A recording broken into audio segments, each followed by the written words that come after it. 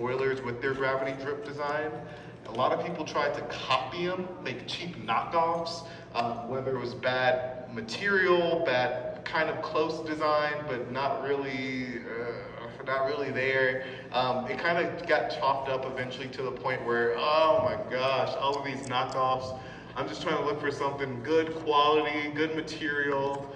I'm just looking for the real McCoy, man. So essentially your real McCoy is going to be Elijah McCoy if you're ever thinking about it. So I'm going to go ahead and turn this machine on so we can see it in action. And remember, if this is our power generator, this power needs to be on all the time if we're going to use it. So here we go. In 3, 2, 1.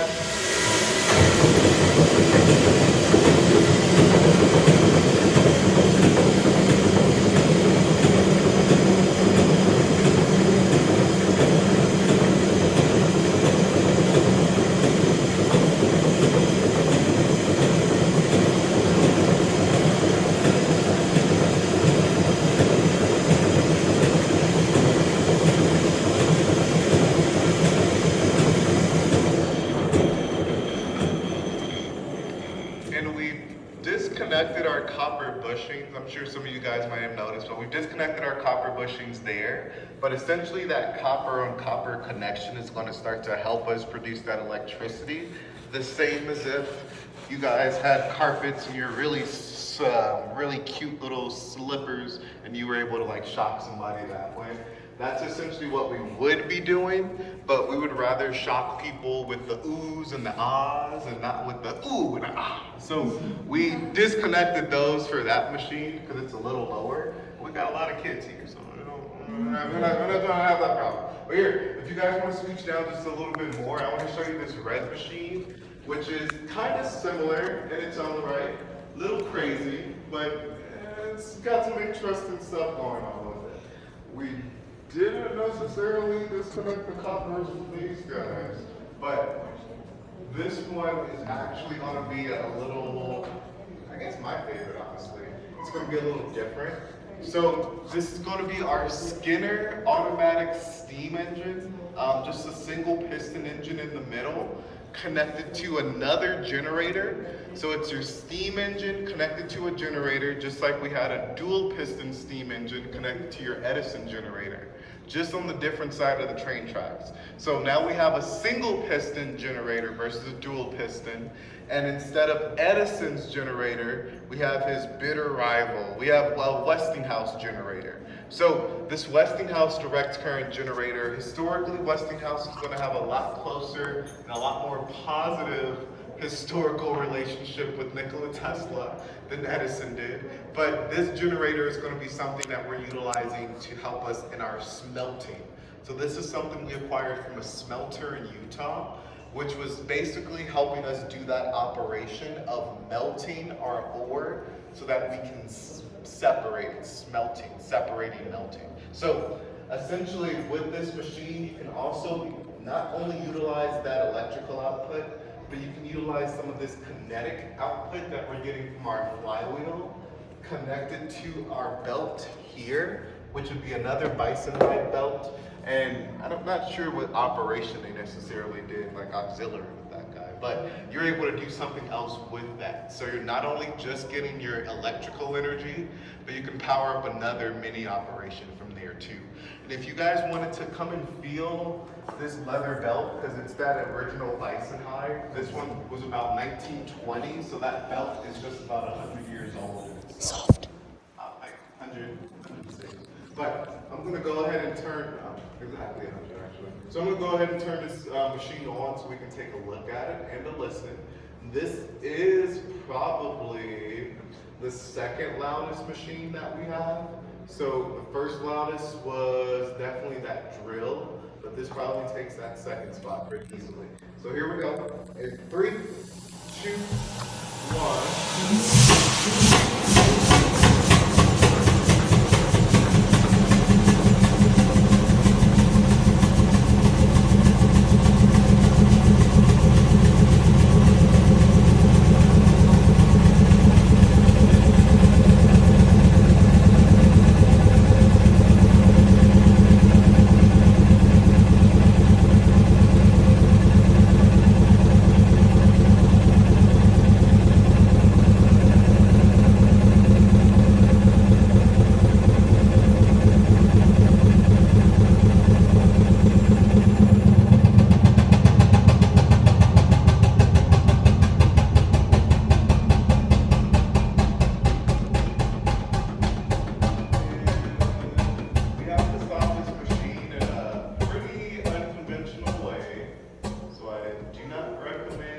stopping any other machine like this.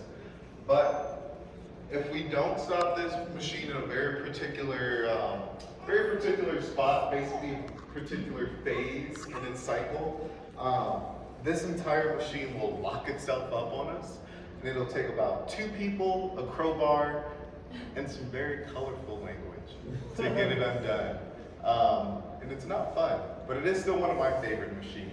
Not something that was like originally built into the initial design, like that is not something anybody would design. It's like a madman design. But just goes into a little bit more of the curatorial aspect of it. Whether it happened at the smelter in Utah, and that's why they were willing to get rid of it to a cool museum in Colorado, or it happened when we brought it here to the building, we were setting it down, and it just came down a little too heavy and the piston shook out of place. Who knows? We've been open for like 55 years at this point. But just a really interesting tidbit, because nobody should be stopping wheels like that. So do not do that unless you want to lose your hands and feet. So if you guys want to scooch down to this next machine over here, our tall boy, this is going to be our Downy steam pump. And it's a steam pump versus a steam engine, or a dual piston steam engine, because this steam pump is a water pump.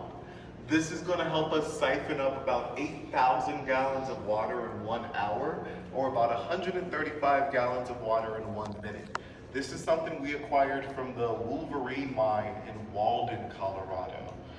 Essentially, I think they were, I forgot what type of mine, they might have been a copper mine. But essentially they were able to use this to siphon out water from about a depth of 300 feet into the earth, so that they can build their mine shaft, which was about 250 feet down into the earth. But just to kind of show you how fast we move, how crazy humans are with our technology, a sub pump like this guy, kind of using a different water moving method. So this Downy pump is using positive water displacement. So it's basically a piston inside of here to push itself down and siphon that water back up, versus more of a sub pump style, I guess. But that sub pump that you would see more today would be something that's able to move about the same amount of water as this guy did in the past. So these 2 pumps are pretty equivalent in terms of how much they're moving. I don't think exactly 1-to-1, but essentially they're pretty dang close, which just shows how crazy technology is going, how fast it's been moving. And now I'm pretty sure that sub pump is like old and outdated now. We move crazy. So I'm going to go ahead and turn this on so that we can see it in operation.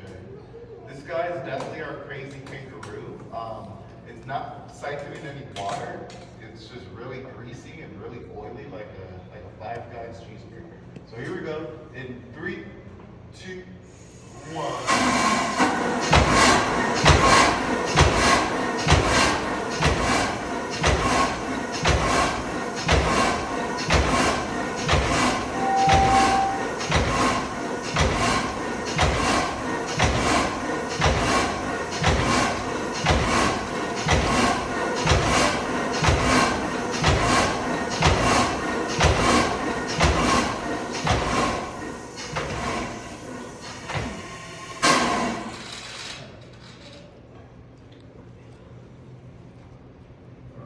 So I'm going to bring you guys to our Jolly Green Giant in the middle. This will be the second to last machine I get to show you guys today.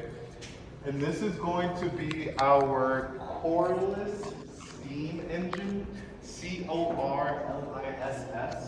So this Corliss steam engine was something that we acquired from a paper manufacturing company in Massachusetts.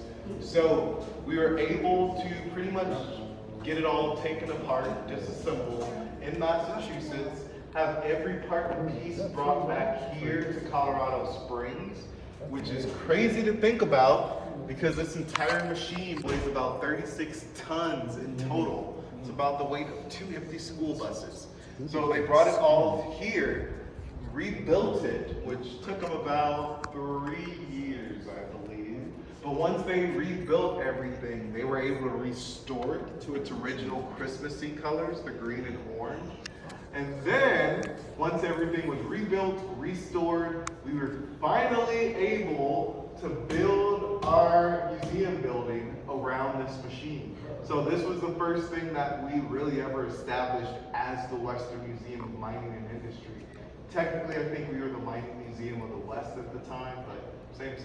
But something else to consider is that this machine was able to produce about 500 horsepower for that factory operation. Basically, they were just using this one and maybe one other machine as a generator for conveyor belts, big this that machine, thing that is. machine, all of their operations in that regard. But today, seeing as though we're pretty much a retirement home for these really awesome machines, we'll probably see it move about or produce about 10 horsepower. If we're lucky, we'll count it if we can see. But something to keep in mind as well is that this guy also has a flyball governor, a lot bigger than the one we saw from their generator, but this one does have a different style of flyball governor, still doing our same job of regulating. And if you walk around, you'll be able to see all of your glass cups, all of those boilers.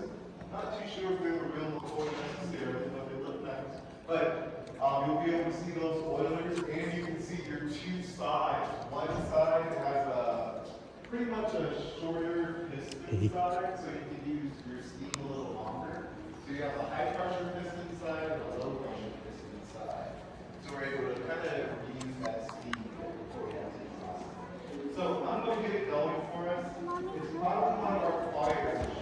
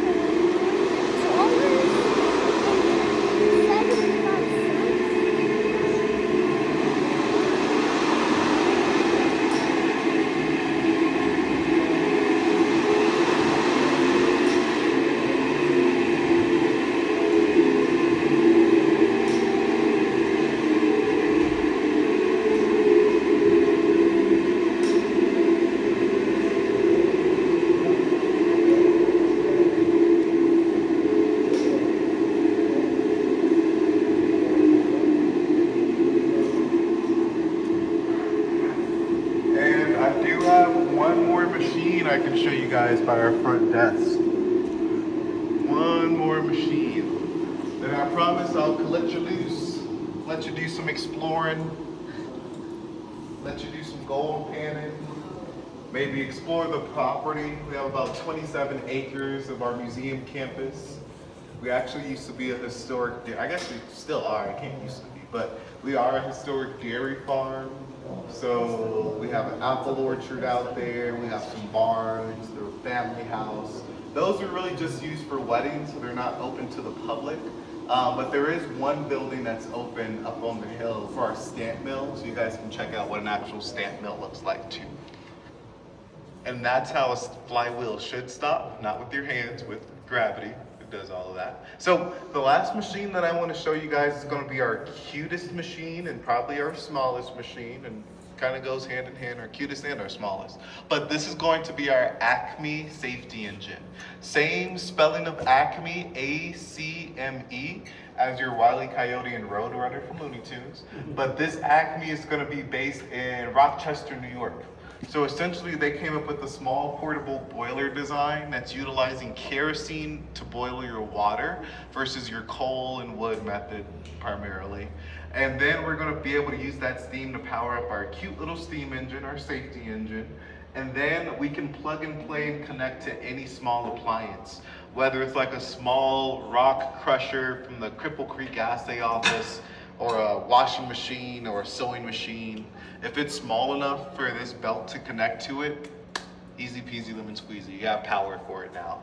These guys were kind of solving that niche of like your home office computer.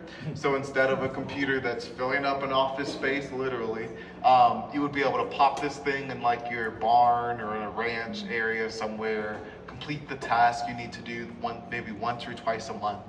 and easy peasy. You don't have to get a giant boiler system that's connected to everything or a generator that's huge and gargantuan.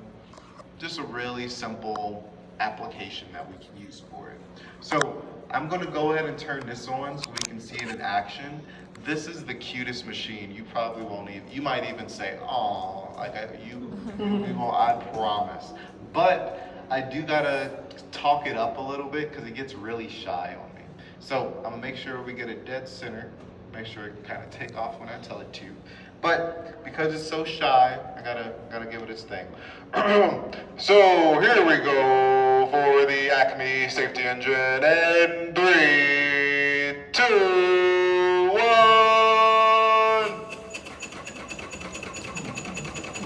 I told you, man. I told you. Not too crazy. A little crazy, but not too crazy. So this is our little safety engine. Again, it's not meant to power up a whole factory. If I'm crushing some rocks, this thing is going to be perfect for me. That's all I need to do. If I'm using a sewing machine or a washing machine that's appropriate for this machine, that's all I need to do. Maybe a few times a month, a few times, maybe every other week. Nothing really big, nothing really extensive.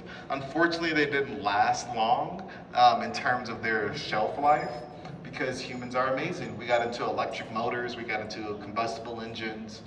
This kind of, it's cute, it's nice, it's antique, looks like a coffee maker, but it doesn't really feel what we need it to.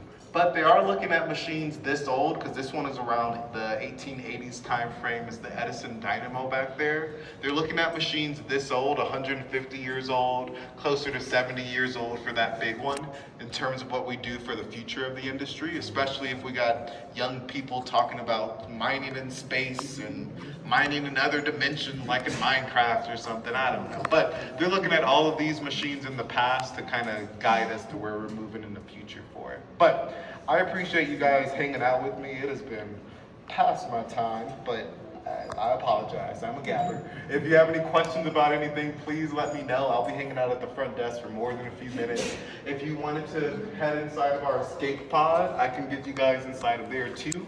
If you wanted to watch a short little 20-minute film